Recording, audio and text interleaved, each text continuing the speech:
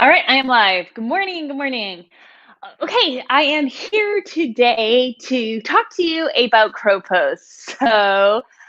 Somebody told me what they want for Christmas is crow pose, and I was just like, oh well, wait a second. I can help with this one. Crow pose, also known as Bakasana. Uh, the Sanskrit name for it. It's a fundamental arm balance, and it's an important one. You need to learn how to do crow pose before you can seriously consider doing other arm balances. There's a lot of the same movements you're going to see in crow pose. You'll see in more advanced asanas, more advanced arm balances. So it really is a fundamental posture, and it's a tough one. It's a stepping stone to other arm balances, and it's an important pose. So I'm going to take you through first a couple of drills that I like for crow pose, just to help you build strength for it. So this is pulling on my Pilates knowledge and background. So I'm going to show you those first, and then we'll take a peek at the full asana, the total asana. So we're going to start with a plank pose, right? Like if you've been following me for a while, you have probably heard me tell you to do a plank before. It's because it's full body integration. It's your abs, it's your back, it's your shoulders, it's your legs, it's your glutes, it's all of it. It helps you find a straight line. It is a precursor to chaturanga, to headstand, to handstand, and yes, to crow pose. Let's take it onto our mats.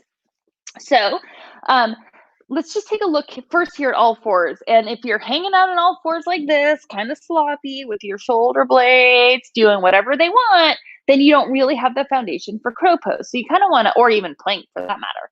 So you want to start with a very slight doming of the back. So you can almost kind of think of it as a cat and then into a bit of a cow stretch, but we're not going into that full flexion. But it's engaged. So the shoulder blades, they protract. That means they move away from each other, and you fill in that space between your shoulder blades. Something that I often tell students to do is to push their collarbones up. And if I was in a room with you, I might actually come up to you, put my fingers right here on your collarbones, and then just kind of push them up a little so that space in between the back fills in. Okay, so from here, one of the Pilates exercises I suggest is pulling the knee up toward the armpit, and then taking the knee outside of the armpit, and then taking the knee to the other side. So let me turn and face you, and I'll show you those three things this way. So you're in plank. I'm going to do my other side. Knee to the armpit, to the chest area, back to plank. Knee outside, back to plank. Knee to the opposite side, back to plank. I'm going to do it one more time. Into the armpit area, chest area, outside, opposite side. And of course, I need to be even. So it's up to the armpit, back to plank, outside, and then to the opposite side. So why am I having you do the opposite side? Well, one, because it's pretty hard. I don't know if you did that with me, but it's hard. But two, that kind of is going to get you ready for some more advanced arm balances like Parshva Bakasana, which is the side crow. It's really great for the obliques. I felt it even after just those few times, but if you were to do, I would say up to 10 reps of that, you're going to feel it even more through your oblique. So that's a good one. Definitely recommend that.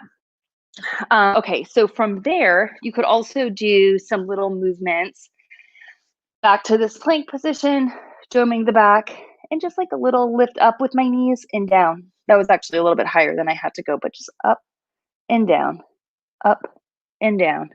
So I'm basically just taking my knees, hovering them 1-2 inches off the floor, and taking them back down. But you can see that my back is kind of getting into the Bakasana shape with that. So it's short.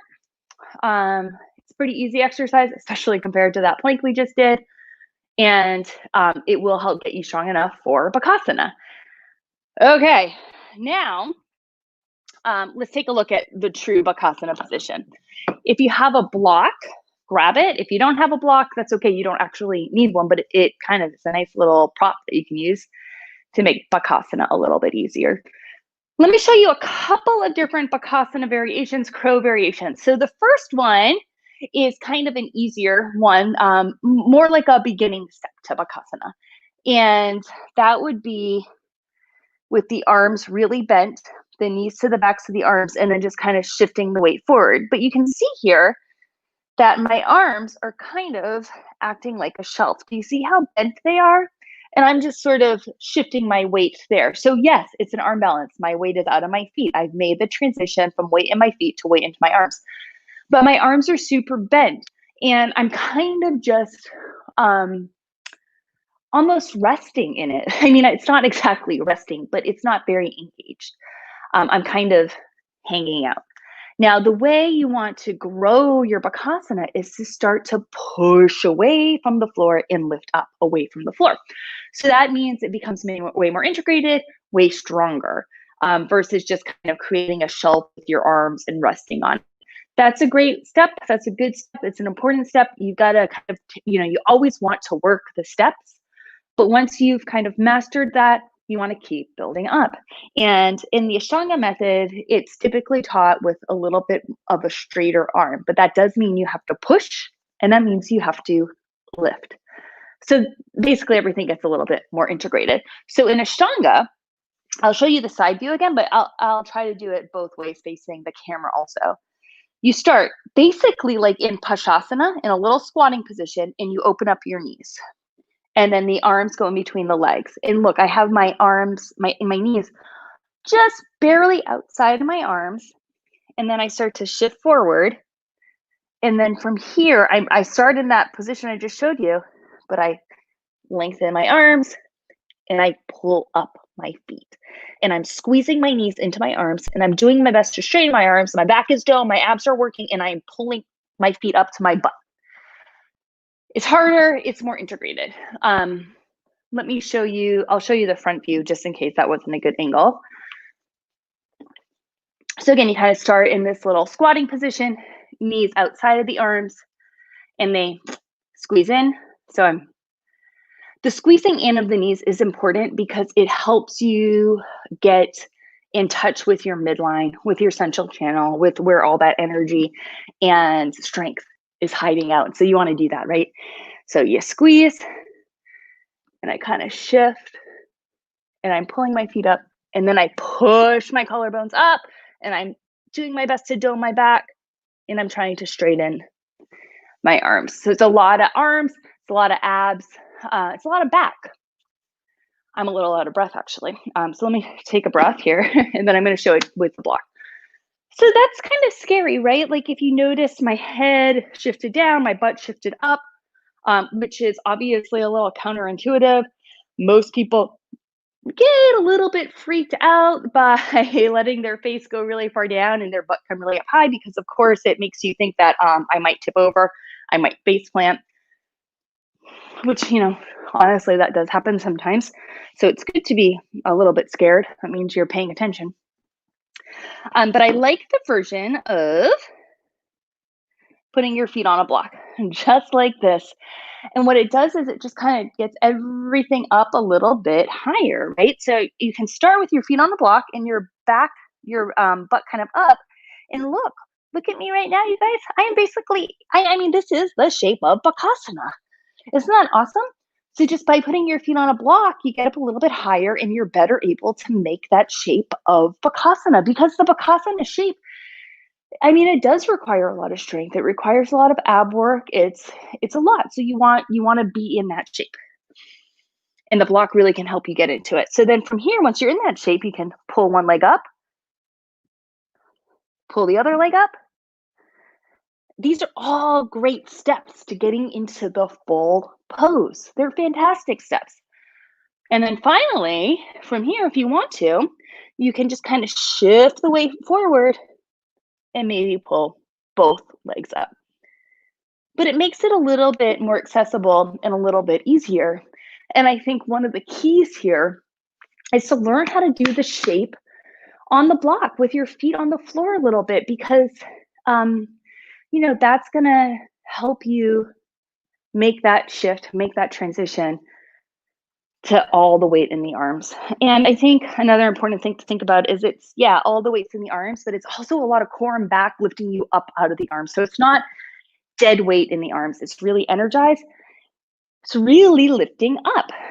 All right, so let's just take one more look here at this all fours position. You know, like this is kind of sloppy. This is not where you want to be for Bakasana.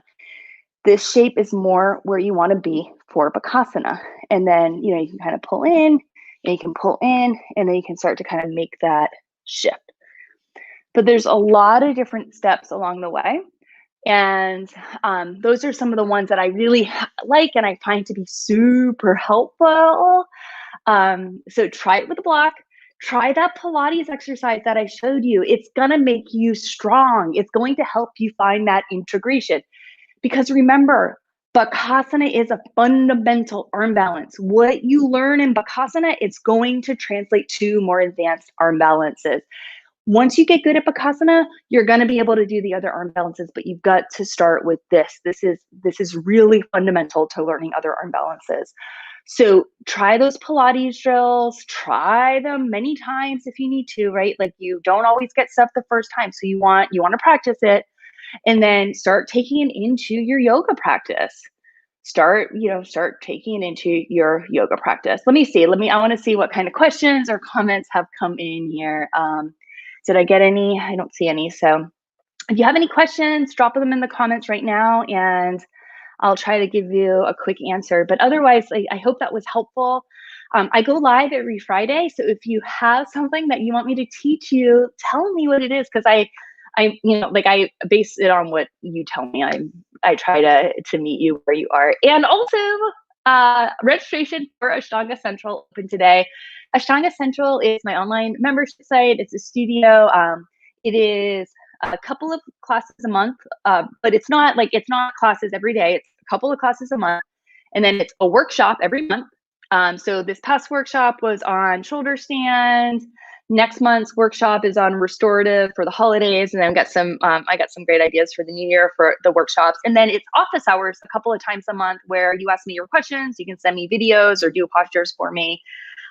Yes, flying splits. I don't think I can teach flying splits. I'm not very good at those, but I can teach you handstand. We can work on handstand. And honestly, all those things that we did today are going to help you with handstand. So work those, and that's going to help you get ready for handstand. But we can do handstand as its own posture also. But anyways, go to ashtangacentral.com. Check it out because I would love to have you guys join me in there. Office hours a couple times a week. It's exclusive access to Mysore. It's a class every Tuesday morning. It's a class the third Saturday of the month. It is, what else do we have? We have the office hours. We have workshops every month. And then there's also exclusive access to Mysore and loads of pre-recorded content with specific asana tutorials that can help you advance your practice. So there's a lot of good information in there, and I would love to see you there. Otherwise, I'll be back on, well, I probably will be live next Friday, but I might take it off since it's the Friday after Thanksgiving. But if not, I'm not here next Friday. I'll see you in 2 weeks and we can work on another asana. And I'm going to make some heads and 8 single and headstand. What do you mean by that? You want 8 angle. I couldn't read it well. Yeah, Ashtanga. Totally. We can do Ashtanga. All right, I hope that was helpful. Thank you for tuning in. Have an awesome weekend, your weekend leading up to Thanksgiving. I hope that you have a great holiday. I hope this was helpful. And thank you for being here. Bye-bye.